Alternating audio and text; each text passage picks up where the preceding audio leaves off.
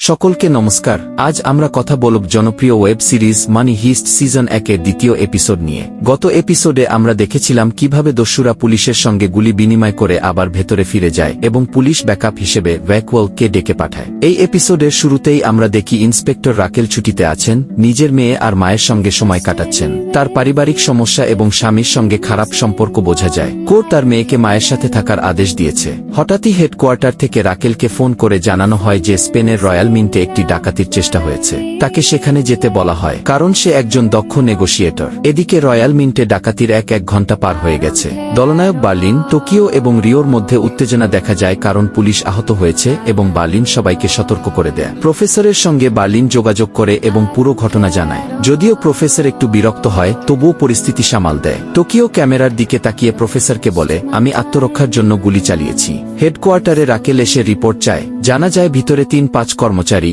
একজন গার্ড এবং 7 স্কুল ছাত্র আটক আছে। অনুমান করা হয় ডাকাত দলের সদস্য সংখ্যা 4 জনের বেশি। পুলিশ পুরো এলাকা ঘিরে ফেলে এবং মোবাইল ট্র্যাকিং শুরু করে। এইদিকে মিন্টের ভেতরে বার্লিন রিওকে নির্দেশ দেয় একজন মেয়ের উপর নজর রাখতে, যার নাম অ্যালিসন পার্কার। পরে জানা যায় সে একজন ব্রিটিশ অ্যাম্বাসেডরের মেয়ে। রাকেল ও প্রফেসরের মধ্যে প্রথমবার ফোনে কথোপকথন হয়, যেখানে প্রফেসর নিজের গলা বদলে কথা বলে এবং হেলিকপ্টার চায় ব্রাজিলে যাওয়ার জন্য। এই কথার মধ্যেই সে রাকেলকে প্রভাবিত করার চেষ্টা করে। পরে কর্নেল রাকেলকে বলে অ্যালিসন পার্কারকে আজ রাতেই উদ্ধার করতে হবে, কারণ তার পরিচয় প্রকাশ পেলে পুরো ঘটনা আন্তর্জাতিক সমস্যা হয়ে যেতে পারে। এদিকে প্রফেসর জানে আর্মি ভোর 4টার সময় হামলা করবে। সে দলকে আগে থেকে সতর্ক করে দেয়। পরবর্তী দৃশ্যে দেখা যায় রয়্যাল মিন্টের ছাদ থেকে পুলিশ ঢোকার চেষ্টা করছে, কিন্তু প্রফেসরের দল প্রস্তুত ছিল এবং সেই পথে ঢোকা বন্ধ হয়ে যায়। অন্যদিকে নাইরোবি ঘোষণা করে কিছু কর্মচারী এখন থেকে টাকা ছাপানো শুরু করবে। যারা বেশি ছাপাবে তাদের আগে মুক্তি দেওয়া হবে এবং তাদের টাকা দেওয়া হবে। সবাই কাজ শুরু করে। প্রতি ঘন্টায় 8 মিলিয়নেরও বেশি ইউরো ছাপানো হয়।